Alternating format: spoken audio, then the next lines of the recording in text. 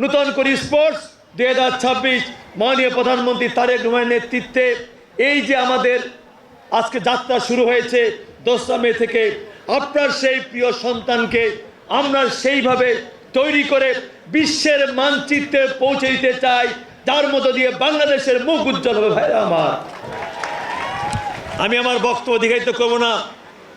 আমি যেহেতু পানি সম্পদ মন্ত্রণালয়ের প্রতিমন্ত্রী, আমাকে এই মন্ত্রণালয়ের দায়িত্বের কারণে সারা বাংলাদেশের বিভিন্ন প্রান্তে ছোড়াছুড়ি করতে, ঘোরাঘুরি করতে হয়।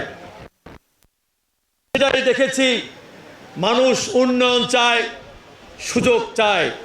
আমরা তাই এই নতুন করে স্পোর্টের মধ্য দিয়ে সারা বাংলাদেশের এই তোমাদের মতো তরুণদের, কিশোরদেরকে আমরা সেই সুযোগটাই দেওয়ার জন্য আজকে আমার এই নতুন করে স্পোর্ট 2026। কাজেই আমি মনে করি, আসুন আমরা আজকে সমস্ত রকম দ্বিধাদ্বন্দ্ব ভুলে গিয়ে আমরা খেলাকে ধারণ করব, এবং এই যে আমাদের নতুন করে স্পোর্টস এইখানে শুভ উদ্বোধন হচ্ছে, এর পর্যায়ে আমরা এখান থেকে আমরা জাতীয় পর্যায়ে যাব, এবং জাতীয় পর্যায়ে গিয়ে আমরা আমাদের এলাকার সুনাম অর্জন করব, এবং পরবর্তী বছর আবার যখন শুরু হবে আমার নতুন উদ্যমে আবার আমরা নিজেকে তৈরি করে আগামী দিনের আমাদের সম্ভাবনা, আমাদের মেধাকে বিকশিত করব, এবং আমাদের এলাকা, আমাদের পরিবারের মুখ উজ্জ্বল করব।